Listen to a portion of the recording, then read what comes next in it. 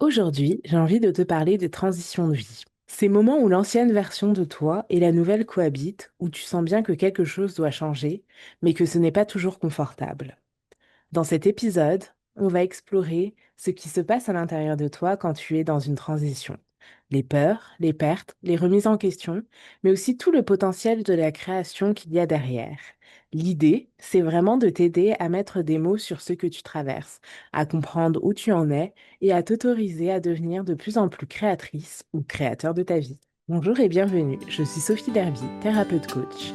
J'accompagne les femmes à se reconnecter à elles-mêmes, à reprendre leur place en osant briller telles qu'elles sont, en mettant en lumière ce qu'elles portent inconsciemment, des croyances, des histoires, des injonctions, et qui peuvent freiner leur choix ou leur épanouissement.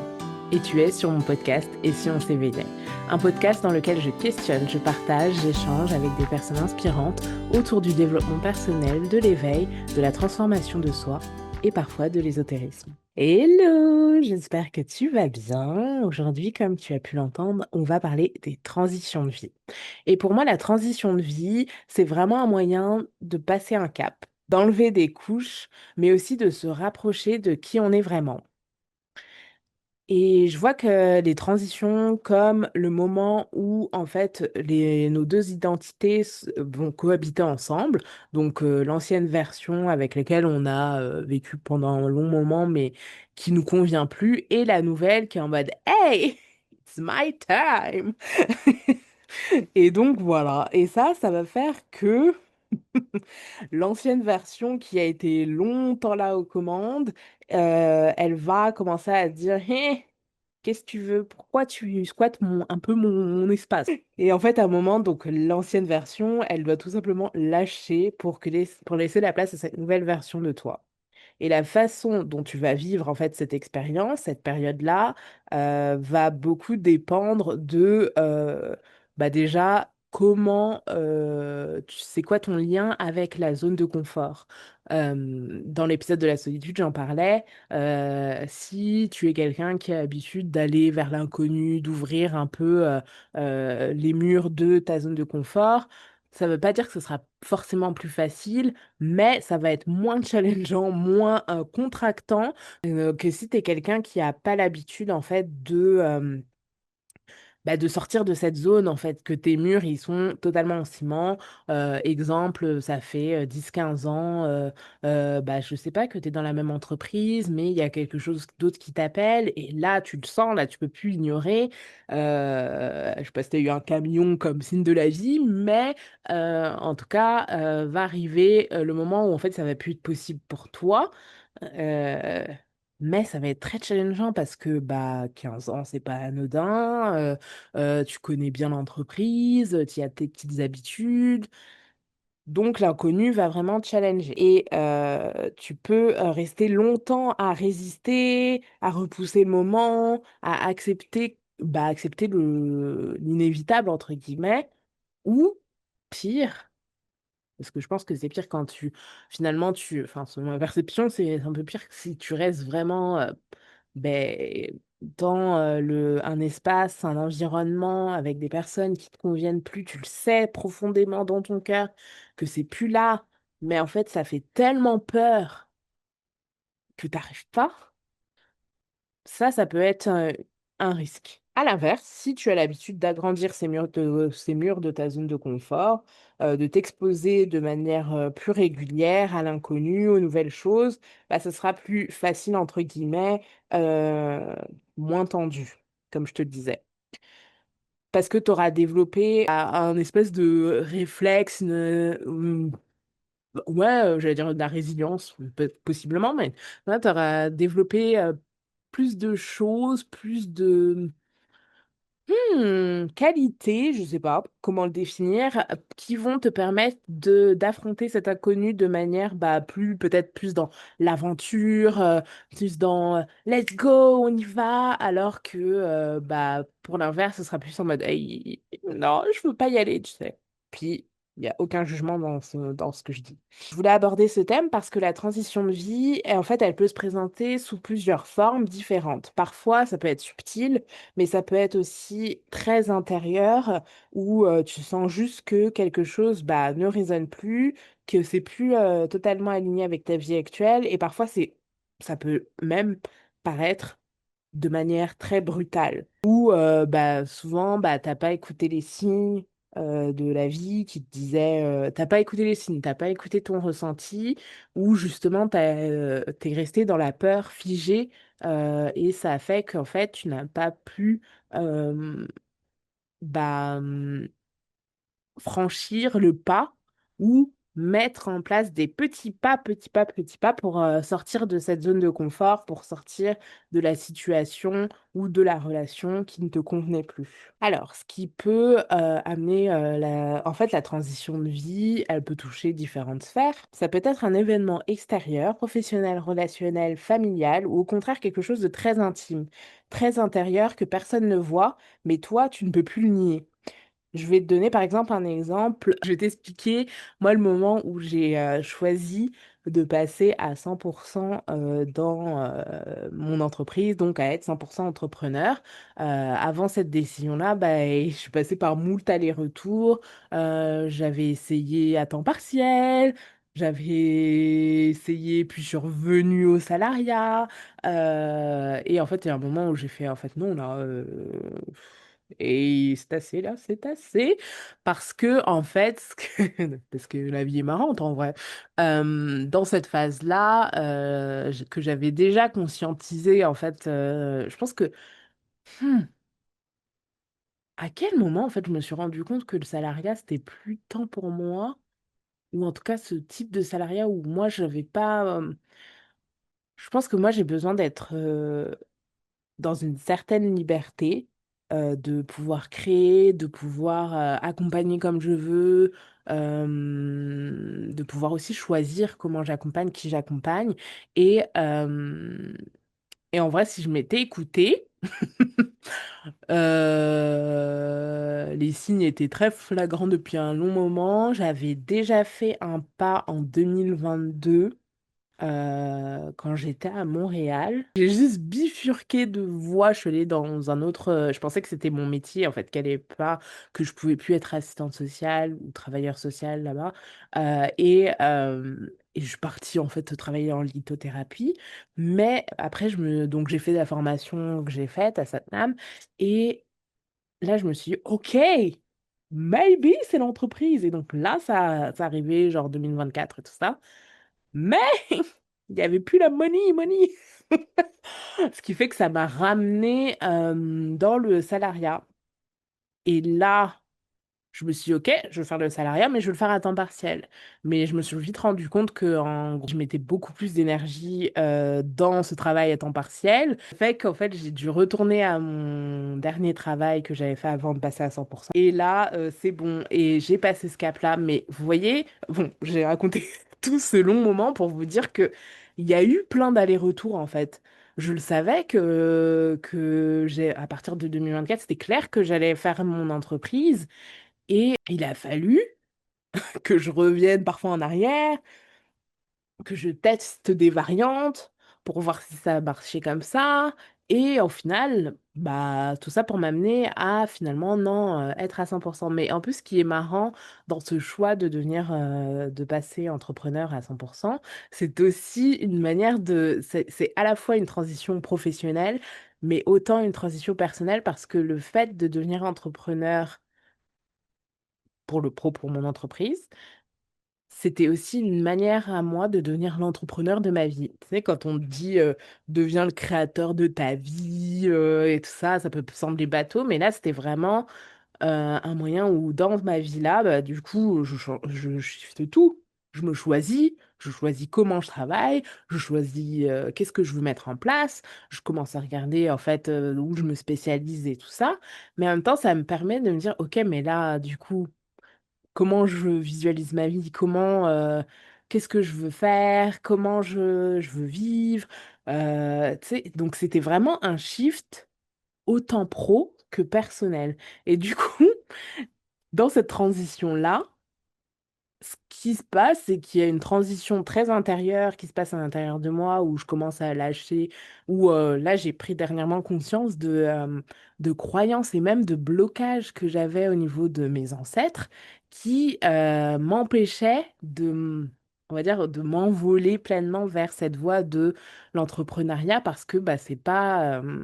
Je pense que je suis la première entrepreneur de ma famille, puis parce que, comme j'ai dû le dire dans d'autres podcasts, ma famille, ils sont plus des fonctionnaires, tout ce qui est sécurité de l'emploi.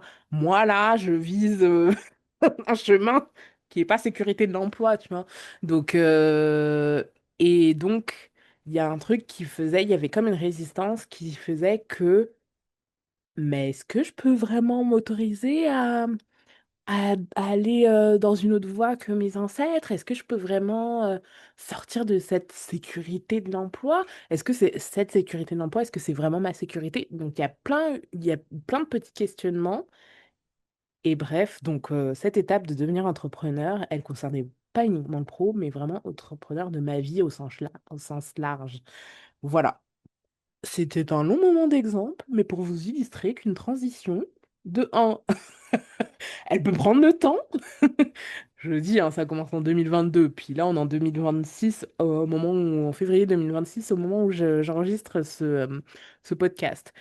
Et en plus, que ce soit avec moult chemins que tu choisis, en plus ça peut impacter ce que tu penses être, par exemple, une transition de vie relationnelle ou autre, peut être finalement quelque chose de beaucoup plus grand.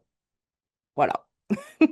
Mais clairement, en fait, cette transition-là, en fait, elle a pas été simple. Comme j'aurais pu vous l'expliquer, je suis passée par moult phases, moult questionnements. Je me suis confrontée à pas mal de croyances. Est-ce que je suis légitime? Pourquoi je vais jusque-là? Mais est-ce que je vais réussir? Mais non, tu sais, il y a plein de choses qui sont passées dans ma tête, là. Puis on s'entend que je suis quelqu'un de très rationnel et qui intellectualise beaucoup.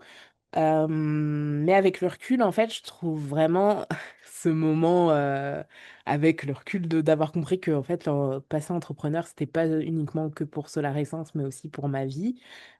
Je trouve ça fou. Et en fait, pour moi, être la créatrice ou créateur de sa vie, c'est concrètement être maître ou maîtresse de ce que tu veux réellement vivre. C'est de poser la question de, OK, là, ma vie, je la mène où? Tu sais, c'est quoi les rêves, c'est quoi mes désirs, comment l'aperçois. C'est limite une grosse visualisation et quel petit pas je mets en place pour accéder, pour bah, un peu gravir les échelons de ma vie rêvée en fait. C'est vraiment comme ça que je visualise l'expression être créateur de sa vie. Mais la transition de vie, c'est aussi accepter les passages de flou, de doute, des deuils qui accompagnent chaque transition parce que en fait, ça fait partie du chemin. Dans la suite de cet épisode, on va parler de ce que tu peux traverser dans ces moments-là. Hem, que ce soit les transitions professionnelles, personnelles, relationnelles, les peurs qu'elles réveillent, les pertes auxquelles, tu vas faire face, surtout comment tu peux t'offrir un vrai espace d'introspection, un espace cocooning sans être dans la performance, plus dans la reconnexion à toi, à tes rêves, à ce que tu veux et ce que tu, es amené à laisser de côté.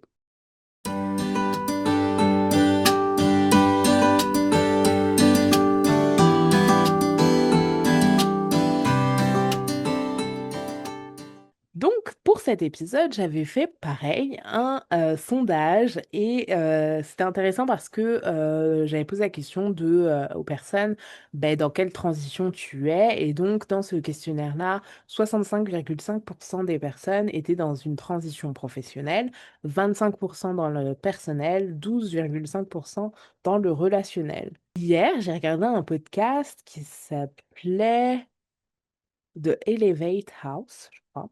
Et il y avait le motif qui est un entrepreneur, créateur de contenu, qui parlait en fait de sa vie relationnelle. Et en gros, il montrait la différence qu'il avait eue entre la rencontre avec la mère de ses enfants et sa compagne actuelle, qui est Océane, une grande youtubeuse qu'on connaît. Et c'était intéressant de la manière dont il parlait de la rencontre avec la mère de ses enfants où il disait que c'était bah, plutôt quelque chose de, un peu juvénile où du coup bah on passait des beaux moments ensemble, on allait au cinéma, on s'entendait bien, elle était belle, elle était sympa, pas prise de tête.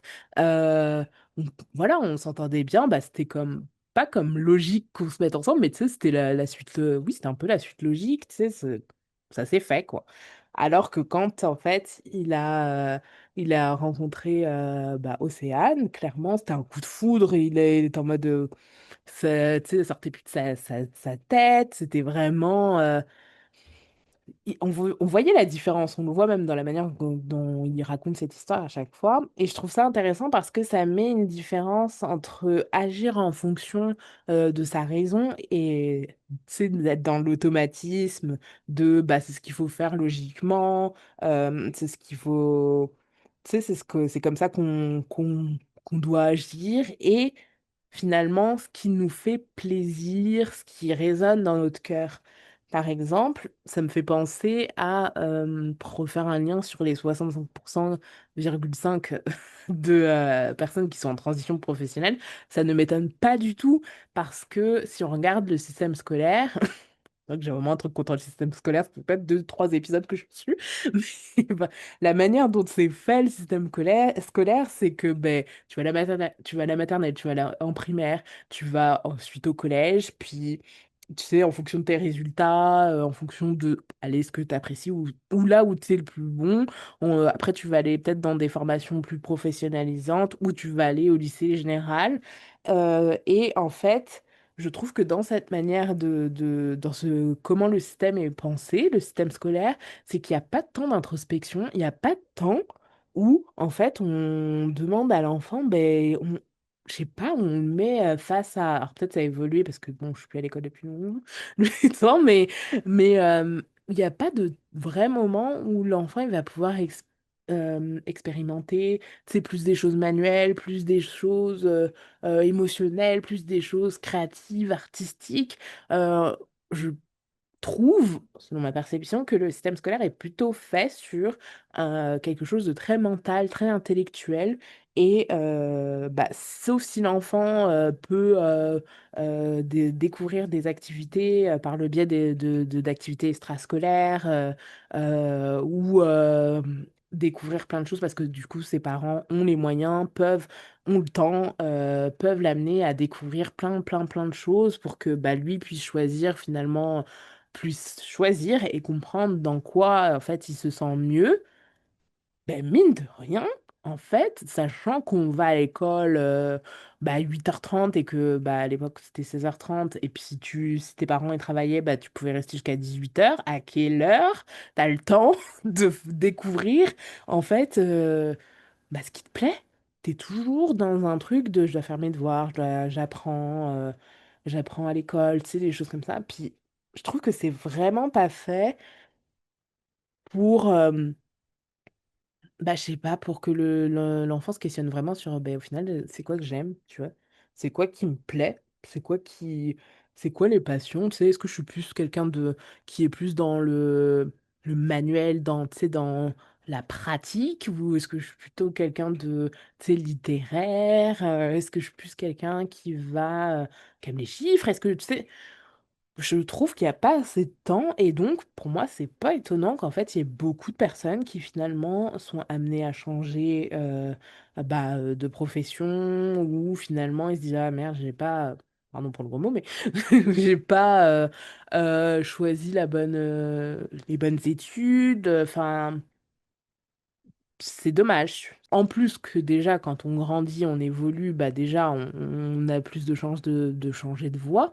Mais déjà, si en amont, bah, vu qu'on est tout le temps dans le faire, dans l'apprentissage intellectuel et tout ça, et qu'on ne peut pas s'épanouir dans d'autres domaines ou d'autres choses, ben, c'est sûr que ben, souvent, on peut être amené à pas faire les bons choix ni à comprendre comment on fonctionne. Comment tout ça me parle, en fait, c'est que vraiment, j'ai l'impression qu'on est habitué à faire des choses logiques. C'est pas des choses du cœur. C'est des choses que la société va nous apprendre. C'est comme ça qu'on va aller. En plus de ce qu'on porte déjà avec nos ancêtres, mais il y a aussi bah, dans quelle société on évolue et tout ça. Donc, je trouve que c'est pas adapté pour chaque individu. Mais voilà, que peut-on y faire pour l'instant? Il y a des choses qui se développent, hein.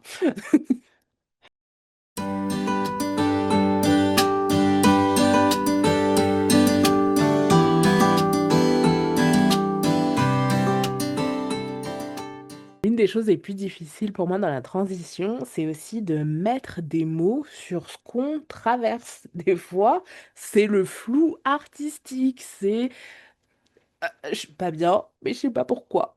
Je...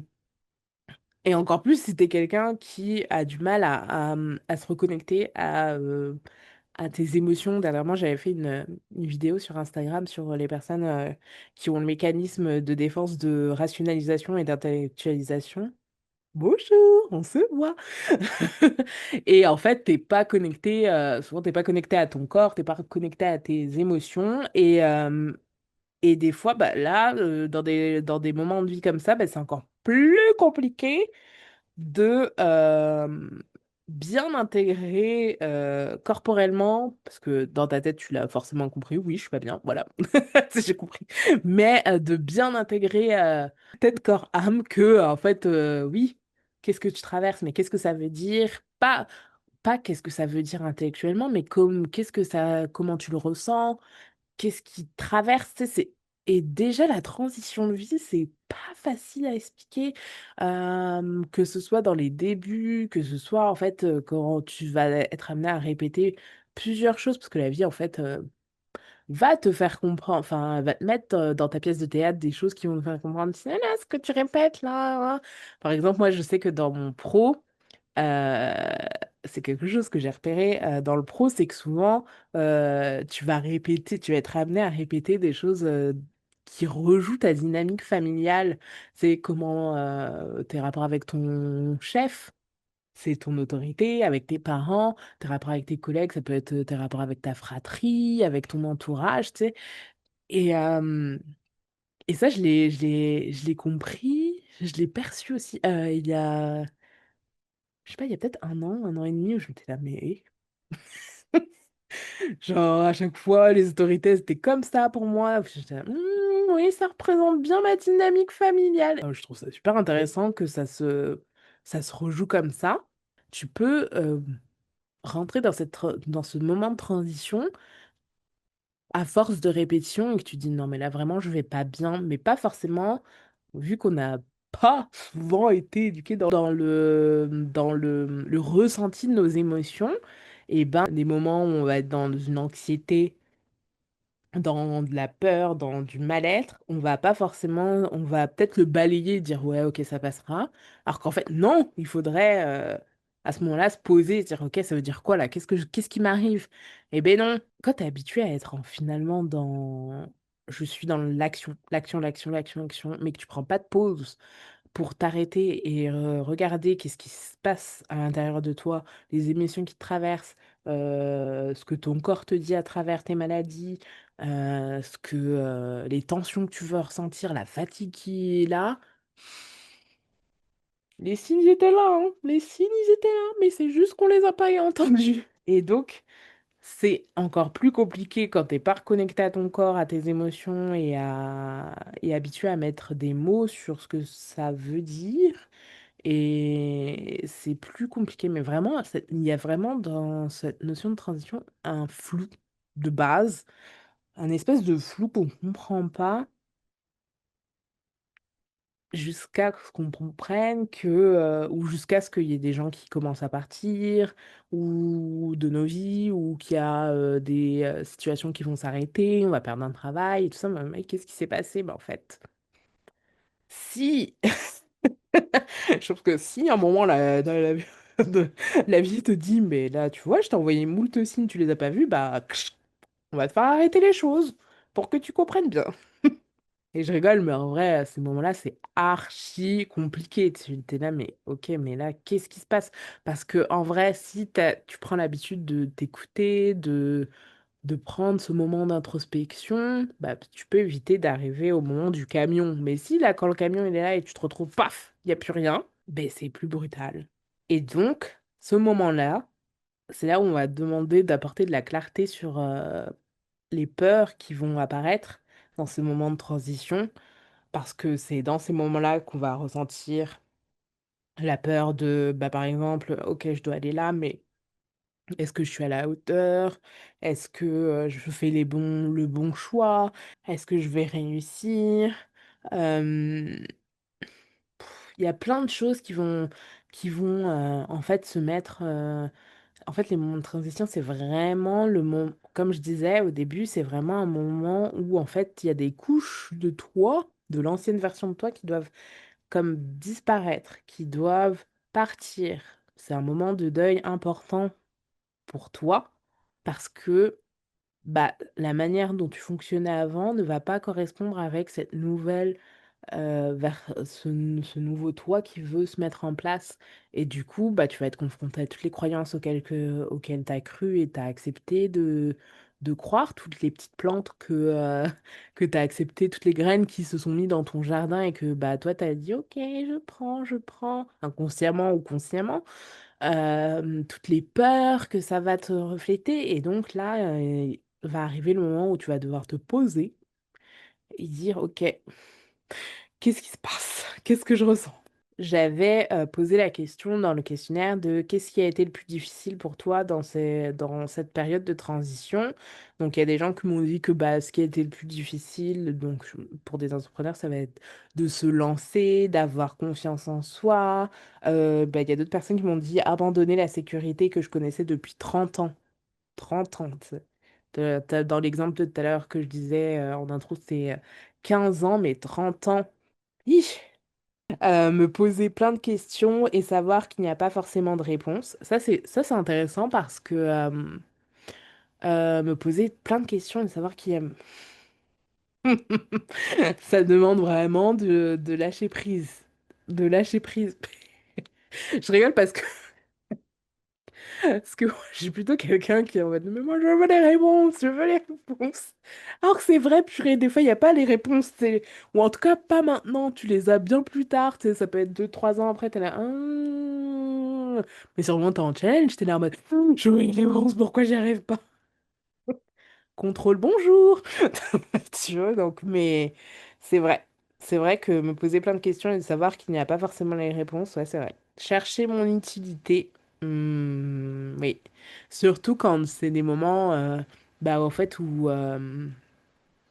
tu vas te dire, ok, ben là, je dois passer à toute autre chose. Par exemple, il y a quelque chose qui m'a, je sais pas, je passe du domaine scientifique à finalement partir dans on peut utiliser le domaine du développement perso, tu vois, ou de l'ésotérisme. Oh là là, voilà. Tu vois, de quelqu'un qui a été scientifique cartésien plus, mais au final, la vie l'amène à aller dans tout ce qui est la spiritualité, l'ésotérisme et tout ça. Tu sais, ça revient à remettre en question tout. Pourquoi j'ai choisi ça? Est-ce que finalement j'étais vraiment bon dans ça? Bien sûr. Est-ce que je me suis trompée sur toute la ligne? Non, peut-être pas. Enfin, moi, je vois aussi ces moments de transition sur ouais, ok, tu dois lâcher une certaine manière d'être, une version de toi, mais tout n'est pas acheté, hein. Clairement, la personne qui a, si je reprends mon exemple, qui vient du domaine scientifique et qui va vers le monde bah, spirituel, de l'invisible et tout ça, hey, peut-être qu'il va nous permettre après de prouver des choses que la science n'arrive pas à prouver, tu sais. Donc oui, mais c'est vrai qu'à un moment, on peut se poser la question de, mais en fait, je sers à quoi? Je suis utile pour quoi en fait? La distance, on m'a dit. La distance, mais par exemple, tu vois, la distance, ça pourrait parler sur hmm, dans une transition relationnelle où finalement tu dois quitter, enfin, la vie t'amène à quitter, je sais pas, imagine si ton mari depuis 15 ans, en fait, et au final, bah, vos évolutions ont fait que bah, vous êtes éloignés, que vous n'avez pas évolué de la même manière et que, en fait, le chemin vous amène à aller vers des chemins différents. La distance, ça peut être aussi quelque chose de très brutal, très violent, et en fait, c'est surtout pour des personnes, tu sais, ça peut être aussi, au-delà, tu peux être une personne qui a eu un long célibat et puis finalement 10-15 ans et tout, mais pour des personnes qui n'ont pas eu l'habitude aussi d'être célibataires. Tu sais, il y a des personnes, des fois, bah, en fait, par mécanisme, elles peuvent pas, elles ont peur de la solitude et en fait, elles vont être en couple tout le temps, tout le temps, tout le temps, tout le temps. Et là, en fait, la vie peut t'amener à faire stop, stop. Et là, ça peut être vraiment violent parce que du coup, bah, tu te confrontes à toi-même, tu te confrontes à pourquoi t'étais dans des mécanismes comme ça, tu sais, ça va t'amener même à avoir peut-être des peurs de pas être aimable, de la dévalorisation et tout ça. Donc oui, ça peut être vraiment difficile. Il y avait trouver les bons mots pour expliquer aux gens ce que je fais et in fine ce que je suis. Car pour beaucoup, ce que tu fais, c'est ce que tu es. Et spoiler, c'est faux. Ah, ça peut être un beau débat. Est-ce que ce que tu fais, c'est ce que tu es?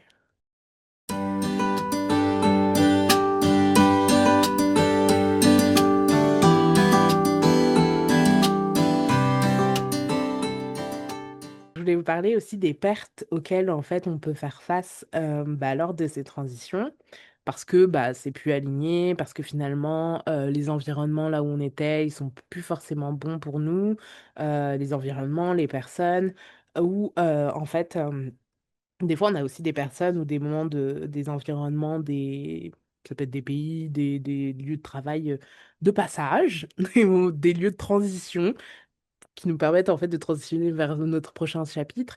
Et sinon, il y a aussi juste des choses qui ne résonnent plus en fait avec ce qu'on va devenir. Mais c'est vrai que ces moments-là, ces pertes, ça peut être vraiment challengeant. La perte, parce que oui, tu peux être amené à vivre des pertes. Dans tous les cas, en fait, il y aura une question de deuil à faire. Comme je te disais, le deuil d'une personne que t'étais, de la personne que t'étais, ça peut être même le deuil de la famille que tu avais, le deuil de l'entreprise que tu connaissais depuis 15 ans, 30 ans, le deuil d'un fonctionnement sur lequel tu étais rodé, rodé, rodé, puis finalement ça fonctionne plus, le deuil de finalement des compétences. Non, parce que les compétences se serviront toujours même dans un nouveau truc. Mais le deuil d'un domaine ou d'amitié, tu sais, il y a tellement de choses que tu peux être amené à perdre et c'est pas facile, c'est pas évident. Mais ça, ce qu'on comprend après, c'est que c'est parfois pour le meilleur. Parfois pour le meilleur. Bon, je parle pas aussi de décès. Je ne parle pas de décès, mais il y a des choses qu'on peut être comme des postes où tu dis, mais zut, comment je vais faire pour continuer à subvenir à mes besoins? Comment je vais faire en fait, qu'est-ce qui me passionne? C'est quoi qui suis-je? Tu sais, c'est vraiment ça. Ou ça me l'avait fait pour quand j'ai quitté Montréal, je me sentais vraiment bien. Quand je suis arrivée au Canada, genre, j'ai vraiment eu la sensation de me dire, purée, je suis à ma place, je suis là où je devrais être. Puis quand la vie m'a ramenée en France, j'étais en mode, aïe, aïe, aïe, aïe, aïe, aïe, aïe, aïe, aïe, aïe, aïe, aïe. Mais ça m'a permis de... Franchement, il y a des choses, je me suis dit, en fait, la France, ouais, il faut la quitter pour comprendre que qu'il y a des belles choses, qu'il y a des belles choses. Bon, même si les moments là en ce moment c'est un peu complicado ce qu'on vit, mais mine de rien, la France est quand même un beau pays. La France est quand même un beau pays. Il y a des belles choses qu'on crée. C'est juste qu'il y a des choses qu'on perd, qu'on est amené à perdre si on se bouge pas les fesses. Mais si j'étais pas revenue, par exemple, si j'étais pas revenue en France, je sais pas si j'aurais pu aller aussi loin pour mon entreprise, si je... C'est possible, mais je l'aurais pas fait d'une même manière. Ou j'aurais fait tout un autre chemin, ou je serais encore restée bloquée dans mon truc de transition, je ne sais pas. Mais des fois, on ne comprend pas sur le moment, mais ce qu'on est amené à perdre, ou ce qui est amené à nous changer, ou le nouveau chapitre qui s'en vient là vers nous, euh, c'est pour le mieux. C'est pour le mieux. Ben, j'avais posé la question à mes petits abonnés ou les personnes qui me suivent ou qui ont bien voulu participer à ce questionnaire. As-tu l'impression de perdre quelque chose? Et donc, dans les réponses, il y a eu bah, des amitiés, mais j'en ai gagné ailleurs grâce à ma nouvelle profession. Donc, c'est ça, en fait, il y a la perte, mais il y a en même temps ce que tu gagnes après. Quand on ouvre une entreprise, nos amis ne sont généralement pas les premiers à nous soutenir. Un parfait inconnu vous soutiendra plus. C'est intéressant, ça. Il y a quelqu'un qui dit, j'ai eu l'impression de gagner en estime de moi. Une transition vient guérir quelque chose en nous qui n'était pas aligné. Je suis plutôt d'accord. C'est un début car on ne sait pas toujours où ça peut nous mener. C'est une quête de soi, des autres, c'est une remise en question qui nous nourrit autrement, plus humainement. Oui, je suis totalement d'accord. Il y a quelqu'un qui a dit une perte d'identité, de rôle, de repère, de tout. Il y a eu les repères, il y a eu pas mal de repères qui sont revenus, mais reprises très rapides avec des leçons apprises et cela et un ménage mental. C'est vrai que bah, du coup, euh, la perte des repères et de... En fait, c'est pas une perte d'identité. On peut le percevoir comme une perte d'identité, enfin selon ma perception, hein, j'ai pas la vérité absolue, mais on peut le percevoir comme une perte d'identité, mais en fait, est-ce que c'est pas la perte d'un rôle? Sinon, ça peut être une perte d'identité, mais qui n'était pas forcément la plus authentique. Une perte de toi, mais plus authentique, enfin moins alignée, plus justement alignée au rôle et au conditionnement qu'on t'a bah, inculqué, qu'on a planté dans ton jardin, plutôt que finalement ta vraie identité, ton identité authentique. Et oui, c'est vrai que ça peut vraiment venir me faire comme un gros choc parce que t'es là au final, mais en fait, si je suis pas ça, si je suis pas comme ça, si ce que je fais là, c'est pas moi, je suis qui en fait? Et ça, c'est une transition vraiment très, très, très profonde. Et il faut pas se lâcher. Te lâche pas.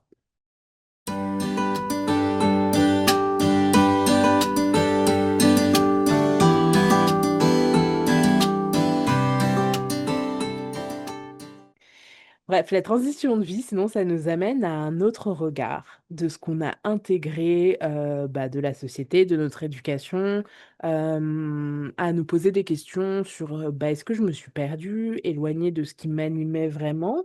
Parce que c'est ça, en fait. Il y a, si on reprend l'exemple du scientifique qui finalement se dit, mais en fait, moi, je suis totalement aligné avec tout ce qui est invisible et tout ça.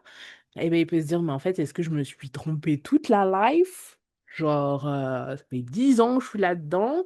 Est-ce que je me suis trompée de voie? Est-ce que je me suis éloignée? Et en fait, moi, j'aime penser que finalement, parce que on aime trop souligner les erreurs, par exemple. Alors qu'en vrai, si tu te dis, bon, bah, j'ai choisi ce chemin-là, et ce chemin-là, peut-être qu'il a été plus long par rapport à ce que, un rêve que je devais faire, tu vois. Mais ce chemin-là, il m'a appris ça, ça, ça, ça, ça. Et en fait, ça, je pourrais le réutiliser dans mon prochain chemin, dans mon prochain chapitre. Ça apporte clairement plus de légèreté et ça nous permet de voir qu'en fait, peu importe si tu prends un chemin plus moins boueux ou moins sinueux qu'un autre, tu apprendras toujours des choses, tu ressortiras plus fort. Peut-être t'auras vécu pas mal, peut-être plus de challenges, mais ce que t'as appris, tu t'en serviras. En vrai, ça me fait penser que est-ce que le but de notre vie, c'est pas finalement de se rapprocher le maximum de qui on est réellement, euh, en fait, de comment t'es né. Quand t'es né, il n'y avait rien, t'avais pas de conditionnement, t'avais pas de croyance, t'es arrivé tel que t'étais, dans ta belle lumière, en mode ah, je suis arrivé comme ça. Et puis en fait, en grandissant, bah, dans ton jardin, tu as chopé plein de petites plantes, plein de petites graines qui ont créé des croyances, qui ont créé des conditionnements, qui ont eu un impact sur tes comportements et tout ça. Et en fait, est-ce que le but de la vie, c'est qu'à travers c'est pas que, en fait, en travers nos expériences de vie, à travers nos choix, on arrive à retirer toutes les mauvaises herbes, toutes les mauvaises graines qui ne nous correspondent pas pour qu'au final, vers la fin de ta vie, ben, ton jardin, il est beau et il te ressemble. En fait, il est vraiment, c'est ton jardin authentique, en fait. C'est, oui, bah peut-être qu'il restera des graines un peu enfin des graines, des plantes un peu pourries, tu vois, qui correspondra pas. Mais au final, est-ce que le but de notre vie, c'est pas d'avoir à la fin de ta vie, un beau jardin qui te ressemble le plus, tu sais, qui est vraiment tu sais, moi, quand je regarde mon bureau, tout le monde me dit, ah ouais, c'est vraiment toi. Ben, à la fin de ma vie, j'aimerais, en fait, que mon jardin, en fait, on me dit, ah ouais, là, c'est vraiment toi. Ouais, il y a peut-être un petit peu de poussière là-bas, un petit truc, un petit arbre, on ne sait pas qu'est-ce qu'il nous dit, tu vois, mais au final, on est, tu sais, quand je le ressens, là, dans mon jardin, je suis en mode, c'est moi, tu sais. Et c'est ça. Est-ce que finalement, le fait de traverser toutes ces transitions, mais de traverser toutes les expériences qu'on a, à travers les obstacles, à travers les joies, à travers les rencontres, à travers tu sais, les métiers que tu peux apprendre, à travers les activités que tu peux faire, tu sais, à travers plein de choses que tu choisis de vivre ou que tu vas vivre par inadvertance, tu sais, genre. Est-ce que c'est pas le but, c'est pas finalement de ne garder que les plantes et arbres qui te correspondent le mieux parce que c'est toi. Je sais pas si ma métaphore, je sais pas si ma métaphore, je suis partie trop en vrille, mais en tout cas, ça peut penser à ça. Mais bon, bref, tout cet autre regard qu'on va être amené à avoir sur nous, ça va nous permettre de nous focus sur nos ressentis. Ça va nous amener même à faire du travail personnel qui va nous chambouler, nous bouleverser, nous émerveiller, nous faire Oh my God, c'était ça! C'était ça! Tu sais, c'est plein de choses comme ça, quoi. C'est plein de petites émotions et grandes émotions qu'on va ressentir euh, et qui vont faire que bah, petit à petit, clac, t'enlèves tes petites plantes. Pouf, pouf, pouf. Mais en fait, la transition de vie, ça va nous amener à nous recentrer sur le moment présent. En nous disant, aujourd'hui, qui suis-je? C'est quoi mes rêves? C'est quoi là, finalement, dans tout ce brouillard, tout ce flou artistique? Finalement, ben, est-ce que ce flou artistique, c'est pas une chance pour moi de me recentrer et de me dire, bon, de toute façon, il m'est arrivé ça. De toute façon, je sais que c'est plus ça que je veux faire. Bah alors, si je me faisais une petite to-do list, une bucket list ou autre, et je me disais, bon, bah alors qu'est-ce que j'aimerais faire? Qu'est-ce que j'aimerais réaliser? Comment je pourrais le réaliser? Est-ce que je peux le réaliser dès à présent ou est-ce qu'il faut que je passe des étapes? Tu sais. C'est comme si, en fait, on pourrait le voir comme la vie nous donne une chance de nous recentrer. C'est de nous replacer à l'intérieur de la boussole. Et en fait, tu peux choisir le chemin nord, ouest, sud, est. Et en final, tu te rends compte que finalement, aller dans le nord, c'était pas finalement ton chemin. Alors, ben, est-ce que je tenterais pas d'aller dans le sud? Est-ce que je tenterais pas d'aller à l'ouest? Est-ce que je tenterais pas d'aller à l'est? Tu sais, c'est plein de choses comme ça. Et parfois, ce qui nous a amenés à arriver dans cette transition de vie, à ce moment, où bon, j'ai quitté ça. J'ai dû, changer de direction. Mais parfois, ça peut ne pas être compris par ton entourage. Et ça peut amener encore plus de difficultés si par exemple tu es dans un entourage qui va essayer de te raisonner, de dire non mais pourquoi, mais voilà, pourquoi? Alors qu'en fait toi tu sais que ça correspond pas.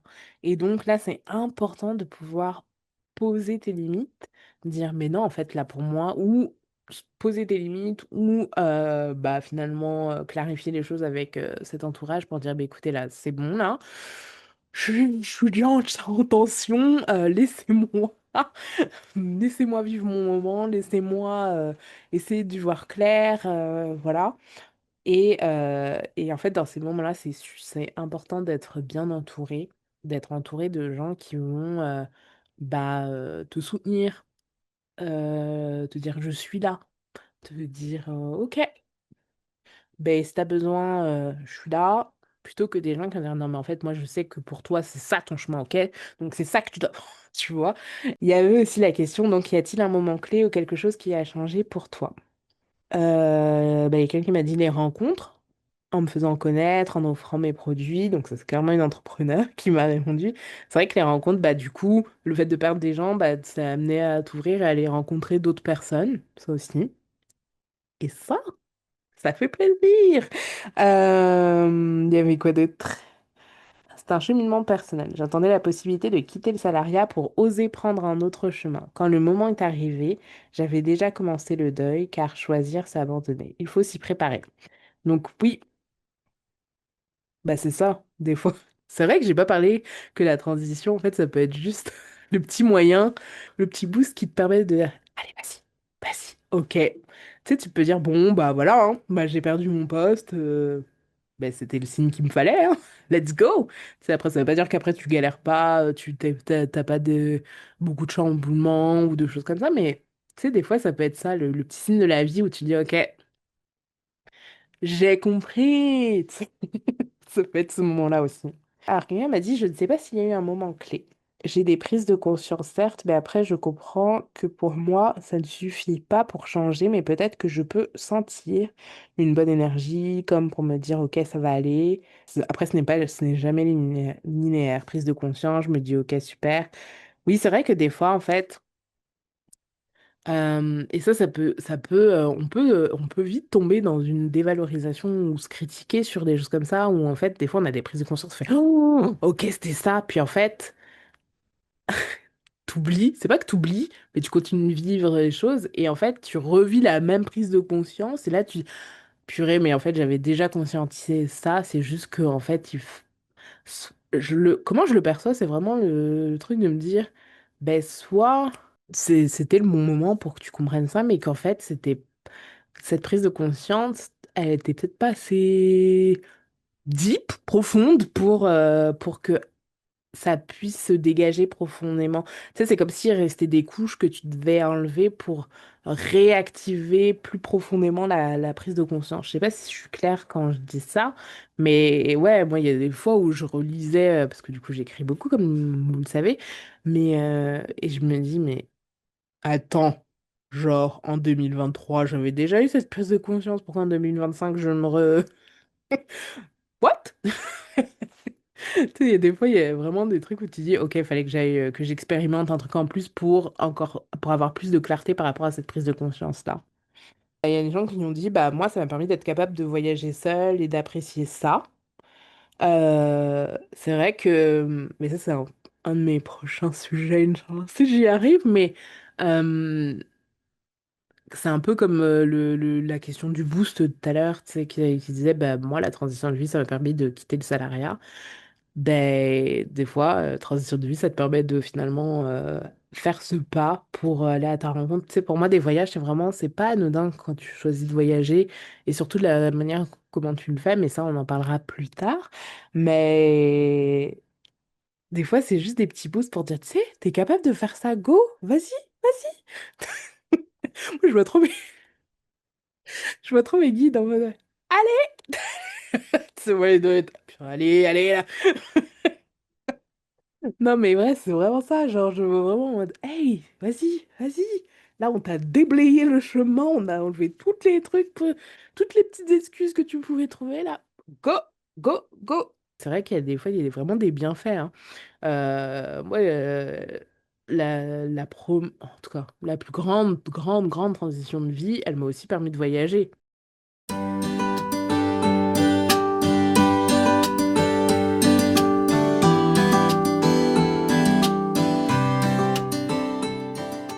Donc après, j'avais posé la question, avec le recul, qu'est-ce que ça t'a appris, la transition? Que personne n'allait faire les choses à ma place. Donc, si j'ai quelque chose à le faire, je le fais et je n'aurai pas de regrets. Amen. Oui, je verrai sûrement après. Ça, c'est quelqu'un qui est autre chose dans cette transition. Je verrai sûrement après, mais à être patiente et à accepter toutes les émotions, quelles qu'elles soient. Encore une fois, ce n'est pas du jour au lendemain, donc voilà. Franchement, oui. C'est aussi ça, hein, ça peut aussi nous apprendre la bienveillance et juste à être OK avec les émotions qui nous traversent. D'être encore plus à l'écoute, qu'il faut prendre soin de soi et s'écouter et de continuer à me faire confiance. Quelqu'un a dit que c'est pas si difficile. C'est vrai que en fait, sur le moment, on peut le vivre comme un drama, genre vraiment en mode oh my God. Genre, t'es dans la contraction de tout ce qui t'arrive, en fait, d'observer plus la perte, mais en fait, tout dépend du regard, tu sais, comment tu changes ton regard. Est-ce que tu vas te focus sur ce que tu as perdu ou est-ce que tu te focus sur bah, toutes les opportunités que ça peut te créer, tous les bienfaits que ça va t'amener? Mais encore là, c'est pas facile. En fonction de comment, en fait, en fonction de la transition auquel tu fais face, c'est une transition où finalement tu viens déconstruire toute ton identité. Des fois, tu peux vraiment le vivre dans un profond marasme, tu vois. Mais en fait, pour moi, il y a pas de petite et grande transition en fonction de comment tu arrives à shifter ton regard. Mais c'est vrai que des fois, tu peux te dire, en fait, c'était pas si difficile que ça. Ou alors, même dans les difficultés, moi, ce qui m'est arrivé, de voir, en fait, que même dans des moments critiques, il y a des belles choses qui t'arrivent. Il y a de moi des...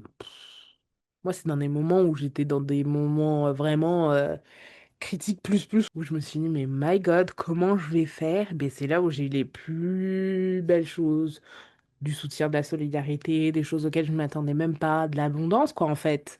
Et voilà. Thank you les guides, thank you la vie. Voilà, mais voilà.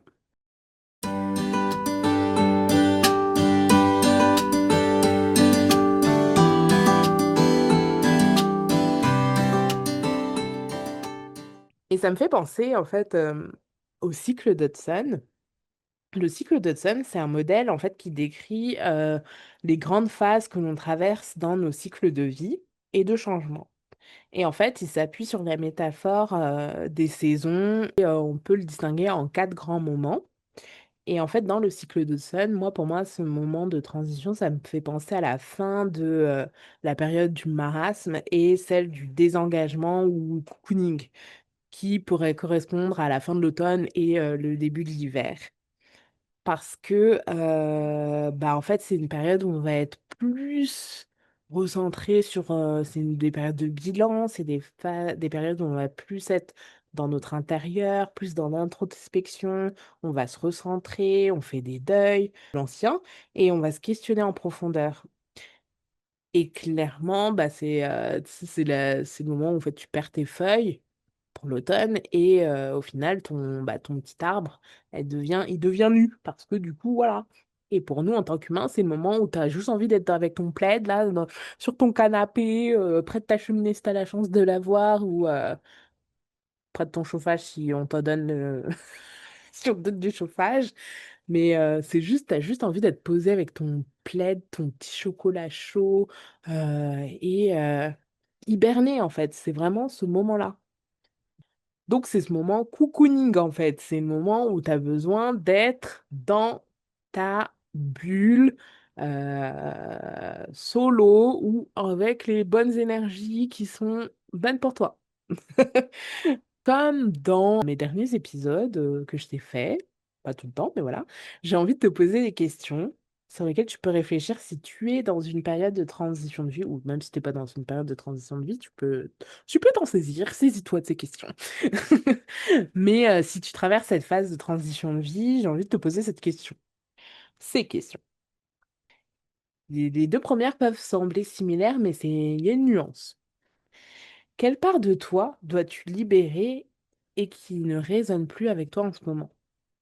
On parle quelle part de toi? Est-ce que c'est la part critique? Est-ce que c'est la part dévalorisante? Est-ce que c'est la part qui a peur? Quelle part de toi, en fait, a besoin d'être libérée, a besoin de dire bye bye et donc qui ne résonne plus avec toi en ce moment? Qu'est-ce qui, dans ta vie, ne résonne plus avec toi? Donc là, c'est de manière plus générale. Est-ce qu'il y a des relations qui résonnent plus avec toi? Est-ce que il y a des choses plus spécifiques dans ta vie qui ne résonnent plus avec toi en ce moment? Quel rêve as-tu remis à plus tard et que tu aimerais remettre à aujourd'hui? Ça, c'est plus dans le sens, hem tu es dans ce moment de transition et en fait, et là, tu peux réaliser: «Purée, mais en fait, il y a des choses que j'ai toujours voulu faire».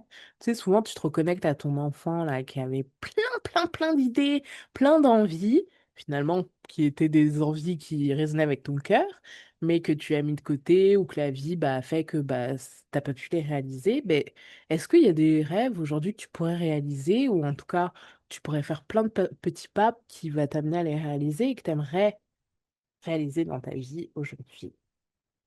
Dans les moments d'introspection, en fait, on n'est clairement pas dans un moment où tu dois être dans la performance.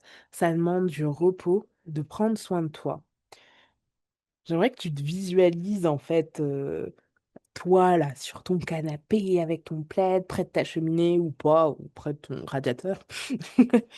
Et en fait, dans ce moment, moi, ce que je conseillerais toujours dans les moments d'introspection, c'est d'écrire. Vous connaissez, j'ai 1000 carnets, l'écriture, c'est la vie pour moi, en tout cas. En gros, moi, c'est mon moyen de me reconnecter à moi-même. Par exemple, des fois, je vais écrire des trucs, je suis en mode: «Ah ouais, OK», tu sais? Et de relire des fois, enfin, quand tu relis, tu es en mode: «OK». Mais l'écriture, ça peut être des moments où tu vas prendre ton carnet, puis tu vas écrire. Tu sais pas ce que tu as écrit, donc tu peux écrire: «Je sais pas ce que je veux écrire, mais vas-y, j'écris» et puis hop, tu te laisses partir, dans l'écriture, mais ça peut être aussi un moyen si tu pas fan de l'écriture, ça peut être un moment de tu sais, t'aimes bien peindre, t'aimes bien dessiner, t'aimes bien, créer des choses, ben là, c'est ce moment-là, là, c'est un moment parfait pour toi, pour te reconnecter à ta créativité.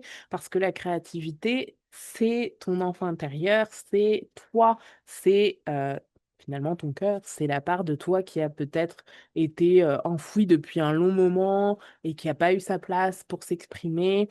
C'est, c'est cette part de toi, en fait, qui, a les clés et les réponses. C'est la voie aussi du repos, parfois.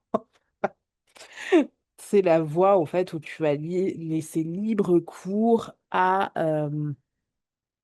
des choses auxquelles tu, bah, en fait, tu pouvais avoir oublié, auxquelles tu pouvais même pas t'imaginer que, finalement, bah, c'était là que tu voulais aller, bref, ça peut être des beaux moments de déclic, mais c'est vraiment des beaux moments surtout de reconnexion à soi. Donc moi, ce que je conseillerais toujours dans les moments d'introspection, c'est de te reconnecter à toi, que ce soit par l'écriture, l'art, le dessin, la création de quelque chose. Mais pas de la création, pour un but de performance, pour un objectif, non, non, la création, pour toi. Hello, c'est la Sophie du montage, ça faisait longtemps. Ce que je voulais aussi dire, c'est que c'est aussi un moment où tu peux juste te reposer en fait. Te reposer, parce que je parle aussi de création, mais tu peux te reposer, tu peux aller marcher dans la forêt, marcher. C'est autant de moyens pour te reconnecter à toi et vivre ce moment d'introspection dans dans la plus grande simplicité ou dans le plus grand repos. Voilà.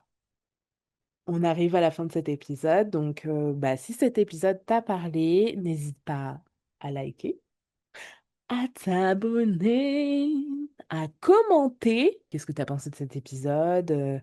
Ou à me partager si, tu es dans un moment de transition et qu'en fait, beh, cet épisode t'a parlé, beh, c'est ton moment. Moi, je suis là, je te lis. Voilà. Pour ceux et celles qui veulent me soumettre, des sujets, bah, pour, la saison 3, parce qu'en fait, la saison 2 est bientôt finie. Il reste techniquement 2 épisodes et les thèmes sont déjà définis, mais pour la saison 3, on a un pléthore de choix pour que vous puissiez me conseiller des sujets qui vous parlent et que, bah, vous avez envie que je traite, que je questionne. Si tu veux bah, me soumettre des idées, tu peux m'écrire à essioncv@solaressence.com, tu le trouveras en barre de description. Ou tu peux me contacter via, mon Instagram qui est solaressence.coaching. Voilà, donc n'hésite pas, moi ça me ferait plaisir de prendre toutes les suggestions, et de voir comment moi je peux, y mettre ma touch. Et voilà. Mais il me reste juste à te souhaiter de continuer d'oser briller tel que tu es et à te dire à bientôt. C'était Sophie Derby pour le podcast Et si on s'éveillait. À bientôt. Bye.